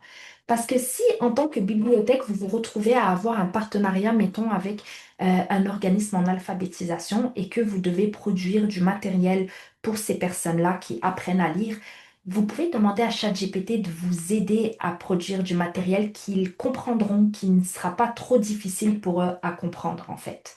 Donc, super pour l'accessibilité. Aussi, la traduction, ça, ChatGPT est très, très, très bon. Je n'ai pas essayé Gemini, je n'ai pas essayé les autres pour la traduction, mais je suppose aussi qu'ils sont quand même assez bons. Et bien sûr, adapter du texte dépendamment de à qui vous allez parler, en fait. Et ces outils-là, bien sûr, ils sont gratuits, il y en a payants, mais il faut quand même prendre en compte que la version gratuite va généralement être moins performante que la version payante. Ça aussi, il faut le prendre en compte. Donc, on a parlé, en fait, on, on a parlé de beaucoup de choses concernant l'IA. Maintenant, j'aimerais ça qu'on voit les impacts positifs et tout ce qui est les considérations éthiques et les risques. On en a beaucoup, beaucoup parlé, les impacts positifs, moins de tâches répétitives, une accessibilité qui est accrue, donc les outils d'IA rendent les ressources plus accessibles, notamment en convertissant du texte, en faisant de la traduction, etc. On vient de le voir. Optimisation de la gestion des collections, donc l'IA peut prévoir la demande et aider à mieux gérer et renouveler les collections. On l'a vu aussi, une assistante qui peut être constante, donc un meilleur accompagnement avec des chatbots qui permettent une assistance 24 heures, 7 jours sur 7 et ce même en dehors des heures d'ouverture, et un engagement communautaire renforcé grâce à l'analyse des données. Effectivement, les bibliothèques peuvent mieux répondre aux besoins et intérêts de leur communauté et donc mieux les accompagner. Mais le plus beau, comme la chose la plus belle avec l'intelligence artificielle, c'est que ça vous permet d'avoir plus de temps pour l'humain. Et ça, je sais que c'est vraiment au cœur de notre métier. Donc, c'est vraiment le fait que l'intelligence artificielle peut venir vous aider à automatiser tellement de choses. Elle peut aussi vous permettre de donner plus de temps à vos usagers. Et ça, c'est très beau et c'est très important. Les considérations éthiques et les risques qui sont associés à l'intelligence artificielle. Alors, les grandes compagnies comme OpenAI utilisent des données pour entraîner leurs modèles. Donc ça, je crois que quand même le monde est déjà au courant de ça. Mais le fait est qu'ils utilisent ces données-là sans demander la permission aux auteurs de ces données-là. Ils n'ont pas eu l'autorisation de le faire. Et eux, aux États-Unis, ils se cachent derrière quelque chose qui s'appelle le fair use, en fait, le fair game, le fair use. Elles disent que les données qu'elles ont utilisées pour entraîner leur modèle sont des données publiques. Et par conséquent, c'est fair use. Elles peuvent l'utiliser. Donc, c'est l'utilisation équitable. C'est une notion légale qui est appelée l'utilisation équitable. Et ils peuvent utiliser cette exception-là pour les modèles d'IA parce qu'elle peut être invoquée en disant que l'utilisation de ces données-là est souvent non commerciale et destinée à des fins de recherche ou d'innovation, et ce qui peut être bénéfique pour la société dans son ensemble. Donc, OpenAI se cache derrière ça. Et c'est ce qui est dit dans cet article du Bulletin, qui est un site web qui publie des articles en lien avec la technologie. Ce qui est souligné, c'est que en ce qui concerne l'entraînement des modèles d'IA, cependant, l'utilisation de matériel protégé par droit d'auteur est du domaine public. C'est parce qu'une loi sur l'usage loyal, fair use, permet l'utilisation de matériel protégé dans certaines conditions, qui a donné raison à l'industrie musicale allemande, qui a pu gagner son procès face à OpenAI. Donc, l'industrie musicale allemande accusait OpenAI d'avoir utilisé, sans licence, sans autorisation, les paroles de chansons qui étaient protégées par le droit d'auteur pour entraîner ces modèles d'IA et ensuite de les avoir reproduites dans des réponses données aux utilisateurs. Et l'industrie musicale allemande a gagné contre OpenAI. Donc, on voit qu'il y a un changement de courant, en fait, à ce niveau-là. Ce qui m'amène aussi à vous parler des trois grands risques. Donc, le fait est qu'on ne peut pas parler de manière sérieuse d'IA si on parle seulement des bénéfices. C'est important aussi d'aborder les risques parce qu'ils sont réels, en fait, ils existent. Et le premier, le plus important, c'est celui des données et de la vie privée. Donc, en bibliothèque, les données, on le sait, ce ne sont pas des données abstraites, ce sont des recherches, ce sont des lectures, ce sont des intérêts personnels. Et parfois, il faut prendre en compte que ça peut être des données d'enfants, ça peut être des données de personnes vulnérables. Donc, c'est important vraiment d'être en mesure de les protéger. Et la vérité, c'est que beaucoup d'outils d'IA fonctionnent à partir de données qu'on ne contrôle pas toujours. On ne sait pas vraiment ce qui est envoyé, on ne sait pas vraiment ce qui est stocké, on ne sait pas vraiment ce qui est réutilisé. Et pour des institutions comme les bibliothèques, qui historiquement sont connues pour protéger la confidentialité des usagers, il faut prendre en compte que c'est un enjeu qui est quand même assez important. Le deuxième grand risque, c'est bien sûr les billets et les informations fiables. Je l'ai dit tantôt, l'intelligence artificielle, elle est nourrie par l'homme. Donc, les informations, les données qu'elle reçoit, ce sont des données humaines, ce ne sont pas des données qui sont parfaites et elles sont souvent riches en billets. Donc, c'est important de savoir que, d'être conscient quand on utilise un outil en IA, de se demander si j'utilise un outil d'IA dans mon catalogue, en fait, est-ce qu'il y a, mettons, des livres qui se retrouvent plus visibles que d'autres? Est-ce qu'il y a des voix qui sont moins visibles? Est-ce qu'il y a des types d'auteurs de culture qui sont déjà marginalisés et qu'à cause que j'utilise des systèmes automatisés risquent de l'être encore plus? Il faut vraiment se poser des questions. Le troisième grand risque, c'est la fracture numérique et la dépendance aux outils, bien sûr. La vérité, c'est que chaque nouvel outil, ça crée aussi de nouvelles barrières, en fait. Euh, Excusez-moi. Et la vraie question, en fait, qu'on doit se poser, c'est qui va être à l'aise avec ces outils-là et ces interfaces-là? C'est qui va comprendre comment formuler une demande à mon chatbot? C'est qui a l'équipement nécessaire pour ça? C'est qui est capable de comprendre, qui a les aptitudes, qui fait assez confiance à ces outils-là? Mais surtout se dire, si on décide de déplacer certains de nos outils, de nos services vers des outils d'IA, en fait, c'est qui risque de décrocher? C'est qui risque de juste laisser tomber? C'est qui risque si jamais la personne veut avoir des recommandations de lecture et que, mettons, le bibliothécaire n'est pas là, n'est pas derrière son bureau et qui a juste un chatbot, ben, qui risque juste de laisser tomber et de partir. Il faut se poser ces questions-là. Il faut se dire, est-ce qu'on élargit l'accès ou bien est-ce qu'on est en train de mettre plus de barrières? Donc, ça, ce sont des questions que vous, en tant que bibliothèque, si jamais vous décidez, euh, en tant que bibliothèque ou en tant que bibliothécaire, en fait, si jamais vous décidez d'incorporer des outils d'IA, vous devez vous poser et réfléchir. Et comment est-ce que ça se traduit dans notre quotidien, mais aussi dans le quotidien de monsieur, madame, tout le monde? Les bulles de filtre, par exemple. On le sait dans les réseaux sociaux, comment est-ce qu'une bulle de filtre fonctionne? Je vais vous donner un exemple. Sur TikTok, vous allez sur TikTok, vous avez l'habitude de chercher toujours les mêmes choses. Vous avez l'habitude de consommer toujours le même contenu. L'algorithme de TikTok dit, ah, cette personne-là aime ça, la cuisine. Ou bien, mettons que on va y aller un peu plus, comment dire, un peu plus politique. Vous êtes quelqu'un d'une certaine vue politique. Vous consommez seulement ça. TikTok va dire, ah oui, cette personne-là, elle aime vraiment beaucoup ça, donc je vais lui montrer juste ça. Et vous ne vous retrouvez plus mis face à des opinions qui sont contraires à la vôtre. Et ça, c'est très, très dangereux. Et les bulles de filtre, ce n'est pas seulement un enjeu des réseaux sociaux, parce que quand on utilise un outil d'IA, il arrive que l'outil s'adapte beaucoup aux habitudes d'un usager et il arrive qu'il finit toujours par proposer les mêmes types de contenus. Et le fait est qu'en bibliothèque, il faut savoir que notre rôle, c'est notamment de faire découvrir, de surprendre.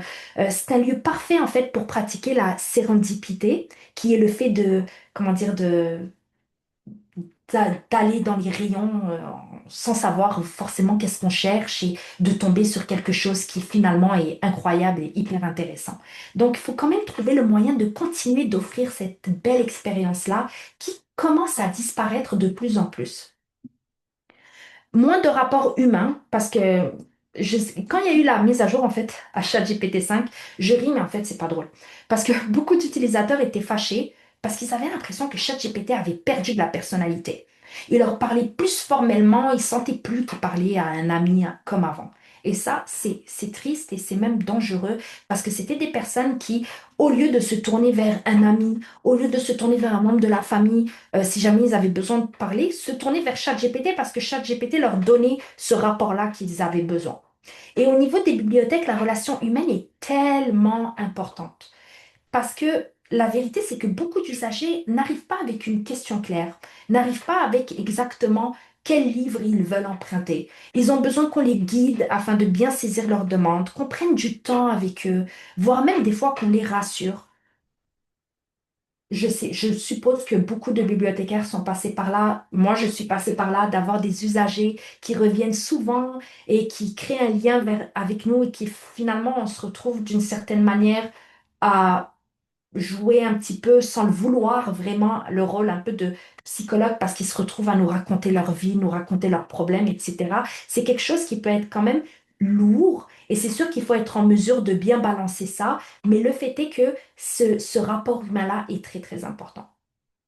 Et il faut se demander à quel moment dans mes services je veux conserver ce rapport humain-là et à quel moment c'est correct en fait qu'il n'y ait pas ce rapport humain-là. C'est très important de se poser ces questions-là.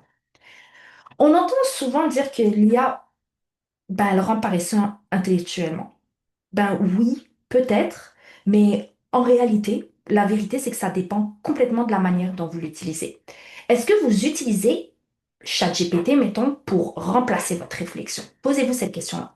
Est-ce que vous l'utilisez pour remplacer votre réflexion ou bien vous l'utilisez comme un point de départ, un outil d'aide, un brouillon, comment dire, un mentor qui vient évaluer le texte que vous avez écrit? Et là encore, les bibliothèques ont un rôle qui est clé à jouer pour accompagner les usagers dans l'utilisation de l'IA. Parce qu'il faut que les bibliothécaires soient en mesure de montrer aux usagers comment avoir un usage critique et réfléchi d'outils comme ChatGPT. Éthique et responsabilité, on le sait, une IA peut se tromper. Mais quand elle se trompe, c'est qui est responsable? Elle va pas s'excuser, elle va pas se corriger toute seule, elle va pas expliquer ses choix. Donc c'est qui assume les erreurs? Est-ce que les usagers le savent qu'un outil est automatisé ou bien est-ce qu'ils ne le savent pas? Est-ce qu'on est capable, en fait, est-ce que la bibliothèque est capable en tant qu'institution d'assumer pleinement ses utilisations? Ce sont des questions qu'il faut se poser et une bonne manière de poser ces questions-là et en fait de réfléchir à ces questions-là, c'est d'avoir une politique d'intelligence artificielle qu'on va parler dans Parlons aussi. Je le disais, chaque usage pose des questions. Quand on ramène ça à notre réalité du terrain, ben, les risques, c'est facile de les traduire en questions simples. C'est qui voit les données? Est-ce que ce sont des outils internes, publics, privés ou commerciaux? C'est qui est exclu? Est-ce que vraiment on facilite l'accès ou bien on le complique pour certaines personnes? C'est qui décide? C'est qui vérifie? Est-ce qu'on prend le temps de contrôler, de vérifier, d'expliquer? C'est qui est responsable en cas d'erreur, s'il y a un billet, s'il y a un problème? Un exemple que je peux donner par rapport à ça, c'est que au Canada, en général, et au niveau francophone, on arrête d'utiliser le terme indien. C'est un terme qui est considéré, et qui l'est en fait, qui n'est pas juste considéré très, très, très, très péjoratif pour parler des personnes des Premières Nations. Donc, au niveau du Québec, il y a un grand travail qui est fait pour essayer de ne plus utiliser ce terme-là. On a quand même, c'est sûr que euh, il y a dans des textes qui sont historiques, c'est plus difficile, mais on s'assure au moins que dans les résumés, on s'assure que dans les mots-clés, on s'assure que dans tout ça au niveau du catalogage, ce mot-là n'apparaît pas. Si jamais on utilise une IA pour faire ça et que l'IA elle a été nourrie avec du contenu qui utilise le terme indien et que ça apparaît et qu'une personne de Première Nation voit ça, c'est qui est responsable de ce billet-là? Et finalement, se poser la question, comment est-ce qu'on explique cela au public? C'est hyper important et je l'ai dit, le meilleur moyen de répondre à ces questions-là, c'est de faire une politique d'IA. Mais avant, quelques petites recommandations. Souvent, quand on parle d'intelligence artificielle, on a l'impression que c'est un sujet énorme. Vraiment, là, c'est énorme, c'est complexe, c'est réservé à des équipes techniques, à des gouvernances, à des directions. Mais la vérité, c'est qu'il y a beaucoup de choses que les bibliothèques peuvent faire, parfois même sans budget et sans être expertes en informatique. La première chose, c'est se former. Et je l'ai dit tantôt, le but, c'est pas de maîtriser, mais c'est de comprendre les grandes logiques, quelles sont les limites, quels sont les pièges, qu'est-ce qu'il en est en fait au niveau basique de l'intelligence artificielle. L'autre chose, c'est de tester prudemment. Donc, on essaye des outils, on voit ce qu'ils font bien, on voit ce qu'ils font pas bien, on voit qu'est-ce qui change dans notre quotidien. Est-ce qu'il change beaucoup de choses? Est-ce qu'il change moins de choses? Est-ce que le quotidien des usagers change? Est-ce que le quotidien du personnel de la bibliothèque change? Il faut se poser ces questions-là. On encadre les usages. On dit clairement dans quel contexte on utilise ces outils et dans quel contexte on ne les utilise pas. Il faut aussi s'assurer de vérifier périodiquement les billets dans le système d'IA et quand ils sont là, de les corriger. Et on rend aussi les choix visibles. On explique au personnel, mais aussi aux usagers pourquoi on utilise tel outil, quelles sont les précautions qu'on prend et quelles sont les limites qu'on se donne, mais aussi quelles sont les limites de l'outil. Et ces deux choses-là, encadrer les usages, excusez-moi, et rendre les choix visibles, ça, c'est directement relié à avoir une politique sur l'IA. Et bien sûr, accompagner vos usagers. Donc ça aussi, c'est quelque chose qui est important. On se doit de les guider dans leur compréhension de l'IA, puisque maintenant, ça fait partie de leur monde informationnel. C'est dans le monde de l'information. Partout où est-ce qu'ils vont, pratiquement, il y a de l'intelligence artificielle. Donc c'est important que les bibliothèques en parlent. Et c'est important qu'elles soient en mesure d'accompagner les gens pour qu'ils puissent mieux comprendre, évaluer et utiliser l'information de façon critique. Parce que quand on y pense, c'est au cœur même de la mission des bibliothèques. Pourquoi une politique d'intelligence artificielle?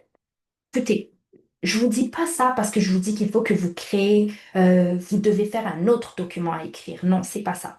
C'est parce que dans beaucoup de milieux, ces outils-là sont déjà utilisés. Parfois, ils sont utilisés officiellement, parfois individuellement, parfois ils sont même utilisés en cachette. Je doute très très fort qu'il n'y a aucun bibliothécaire présent ici qui n'a pas utilisé ChatGPT au travail. J'en doute très très fort. Donc, dès qu'on touche à l'IA, on touche à des choses qui sont sensibles. On touche les données, l'information, les publics et même la crédibilité. Donc, une politique d'IA va nous permettre d'éviter que chacun gère ça tout seul dans son coin. Ça va nous éviter que tel personnel se demande est-ce que j'ai le droit d'utiliser ChatGPT alors que un autre personnel dit oh moi je pense qu'on ne devrait pas avoir le droit de l'utiliser. Ça permet de mettre des balises claires pour tout le monde, mais surtout c'est une manière de rester cohérente avec ce que les bibliothèques sont depuis toujours, un lieu où on protège, où on explique et où est-ce qu'on inspire confiance aux usagers. Et une bonne politique d'IA n'a pas besoin d'être longue, mais c'est quand même important qu'elle couvre certains piliers qui sont essentiels. D'abord, au niveau des données de la confidentialité, qu'est-ce qu'on envoie dans ces outils-là? Quelles sont les données qu'on envoie? Qu'est-ce qu'on ne doit jamais y mettre? Les usages qui sont autorisés et les usages qui sont interdits. Par exemple, est-ce qu'on accepte d'utiliser l'intelligence artificielle pour aider à la rédaction? Oui, on accepte, mais est-ce qu'on accepte de l'utiliser pour prendre des décisions qui sont automatisées sur des gens? Ben non, dans ce cas-là, nous, on décide qu'on ne veut pas. La supervision humaine aussi. Donc, rien d'important ne se fait sans regard professionnel et c'est important de le nommer dans la politique d'accès. C'est où que l'automatisation s'arrête et c'est où que la responsabilité humaine prend comment dire, prend le dessus en fait. L'accessibilité et l'équité, est-ce que ces outils réduisent ou augmentent les inégalités? La transparence aussi, est-ce qu'on dit clairement quand on utilise de l'IA, pourquoi et comment?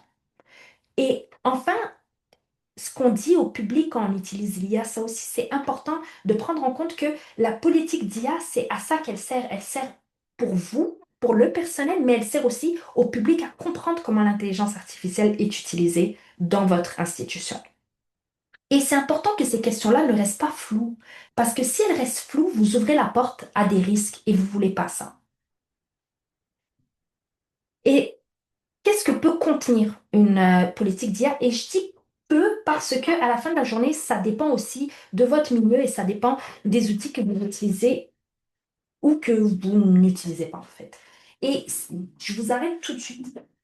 Si jamais quelqu'un me dit ah ben non, mais nous, on n'utilise pas du tout l'intelligence artificielle dans notre bibliothèque, on n'a pas besoin d'avoir une politique d'IA.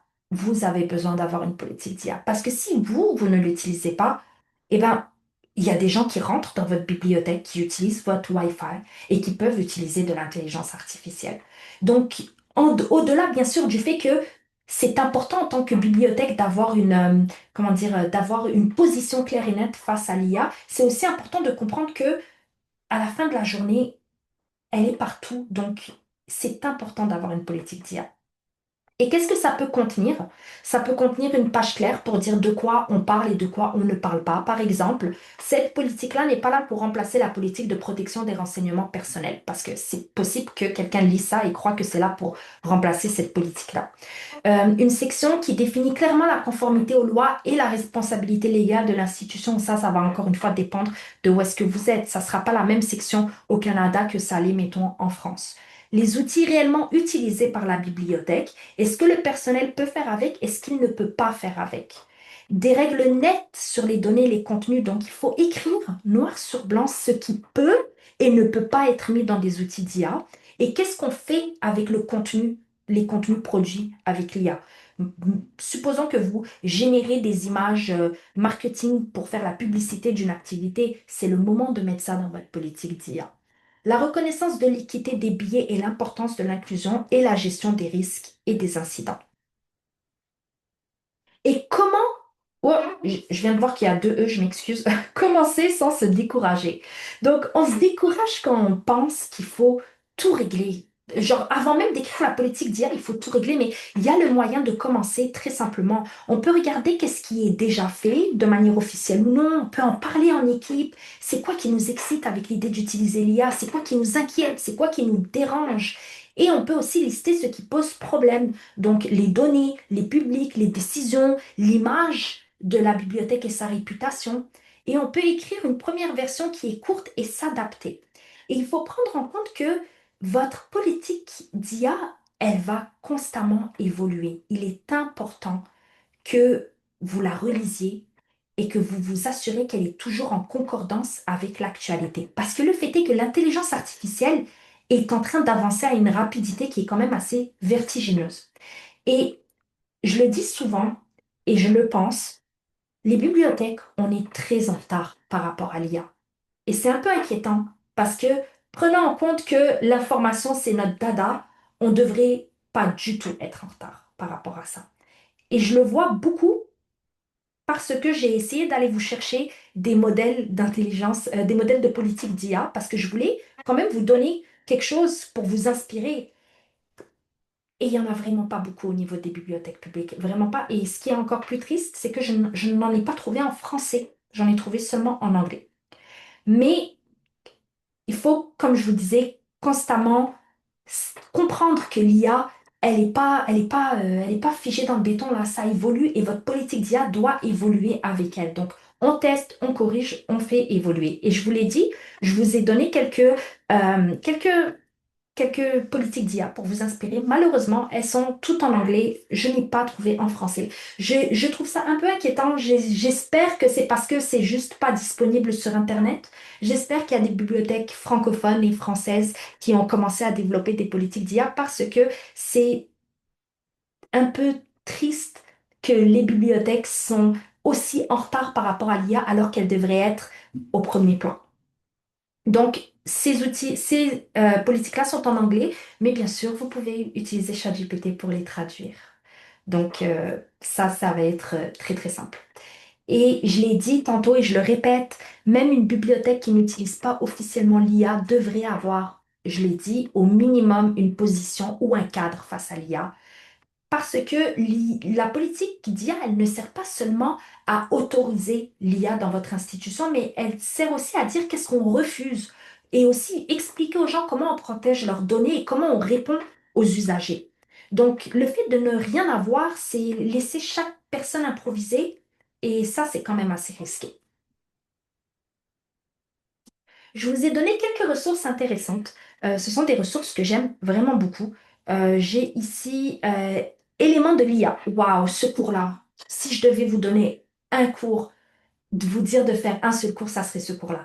Il est en ligne, il est gratuit, il est tellement bien fait.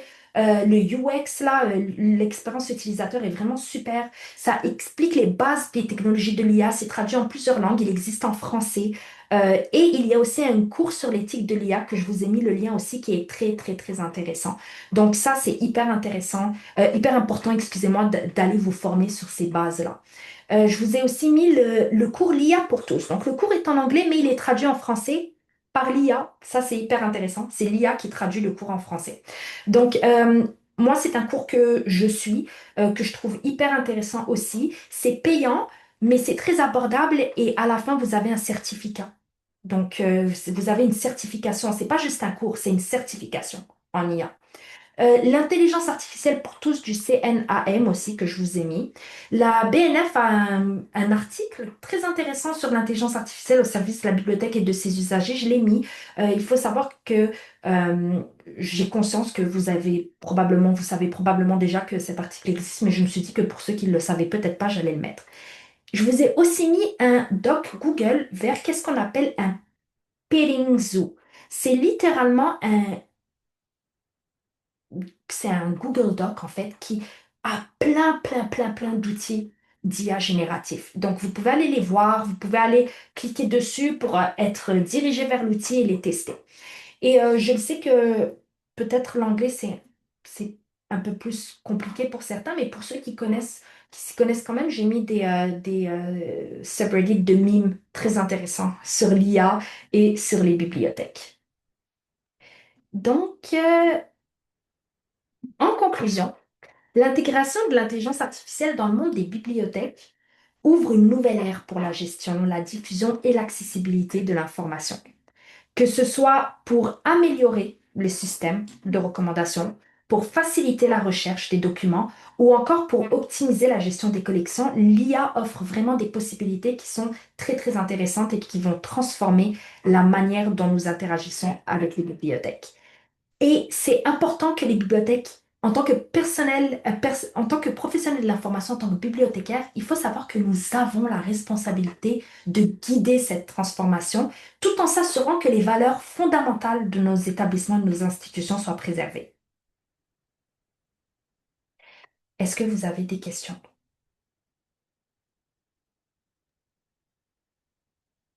Moi, je ne vois personne, donc Alors, on a deux questions sur le chat. oui. La politique d'IA ne devrait-elle pas relever de notre collectivité? Qu'est-ce que la personne veut dire par collectivité? Est-ce qu'elle veut parler de toutes ses usagers? Non, la collectivité, c'est la commune. Ah, ok. Là, on rentre dans des histoires.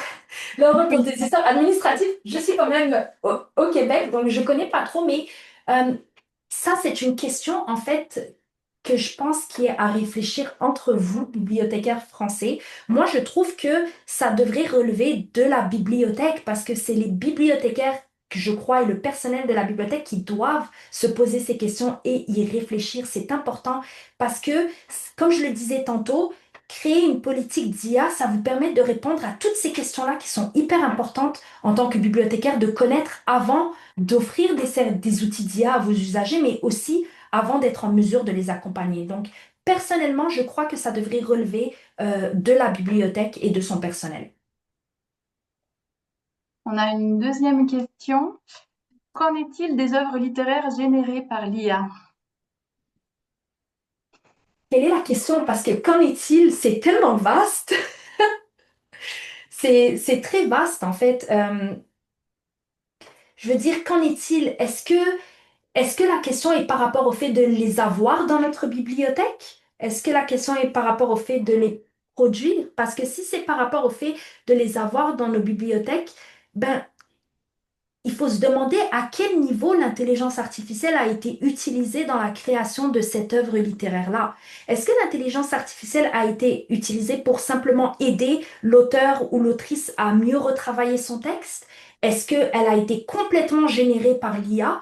Et là, c'est une position que les bibliothèques doivent prendre. Je peux vous donner un exemple.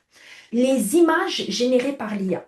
Il y a des maisons d'édition qui choisissent au lieu de payer des illustrateurs, de générer des images avec l'IA. Et qu'est-ce qui s'est passé par rapport à ça au Québec? C'est qu'au Salon du Livre de Montréal, il y a eu une manifestation avec des illustrateurs qui étaient là et des gens qui supportent les illustrateurs qui disaient non à l'IA générative pour les images. Et beaucoup de maisons d'édition ont décidé de prendre position dans cette situation-là et de dire non, nous, on vous garantit, il n'y a rien qui est généré avec l'IA, on fait appel à des gens parce qu'on trouve ça important que ce soit des gens qui créent le contenu.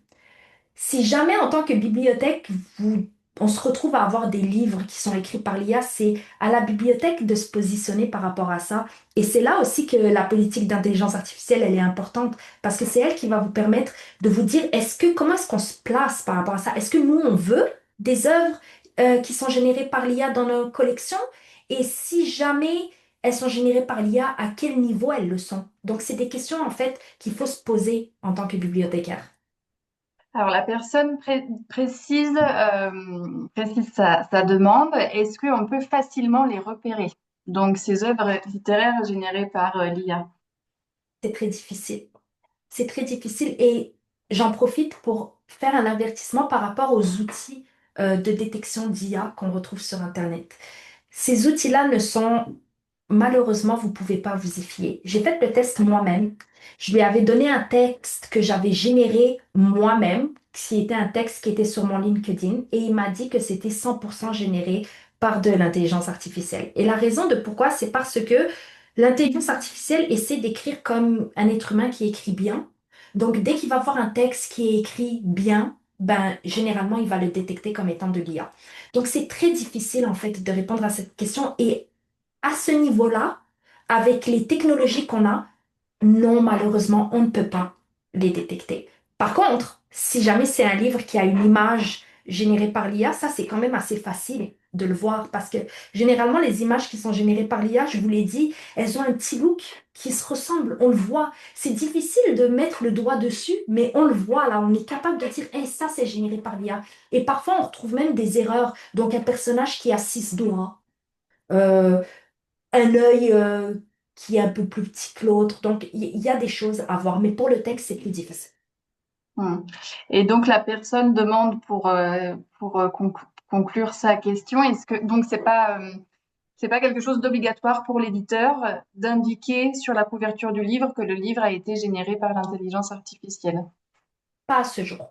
Pas à ce D'accord. jour, mais les éditeurs commencent à le faire parce qu'ils savent que ça va très mal jouer pour eux et que des auteurs ne voudront pas aller avec eux si jamais cette maison d'édition-là est connue pour utiliser quelque chose qui est si mal vu, en fait, par les gens.